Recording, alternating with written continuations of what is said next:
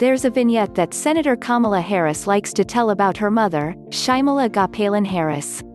It's a well-trodden soundbite that has proliferated into hashtags and official 2020 campaign merchandise, but the commercialization shouldn't detract from its meaning. An immigrant from India who came to the United States with dreams of curing cancer, Kamala raised Harris and her sister Maya to be strong black women who are mindful of what their identities mean in American work and life. "My mother would look at me," Harris has said, "and she'd say, 'Kamala, you may be the first to do many things, but make sure you are not the last.'" Kamala was right. Her daughter has been the first a number of times. In 2010, Harris became the first African American and first woman to serve as California's Attorney General. In 2016, she became the first Indian American woman to be elected to the United States Senate.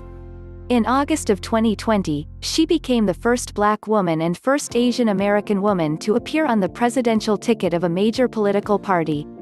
On Saturday, November 7th, the Associated Press projected that former Vice President Joe Biden and his running mate, Senator Kamala Harris, won the state of Pennsylvania and have earned more than 270 electoral votes in the 2020 presidential election. Senator Harris can therefore add more firsts to her list. She is officially the first female vice president-elect in United States history and the first person of color to earn the distinction as well.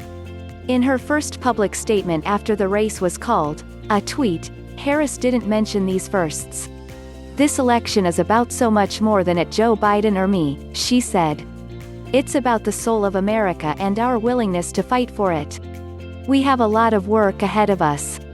Let's get started." Harris' presence in the 2020 race, both for as a candidate for president in the early days of the Democratic primary, and for vice president in the general election race, has been a potent reminder of what has been lacking in our nation's highest office for more than 2 centuries.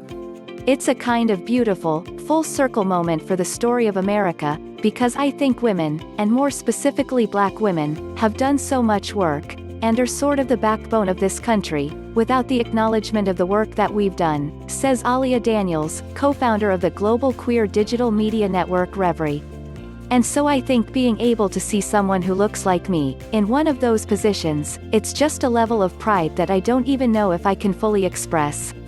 Daniels notes that because we've seen women attain powerful positions in the private sector over the past few decades, consider former PepsiCo CEO Indra Nooyi, or General Motors chief Mary Barra, to name a few boundary-breaking corporate leaders, it can be all too easy to take female leadership for granted. "But this is the highest position in our country that a woman has held," she says.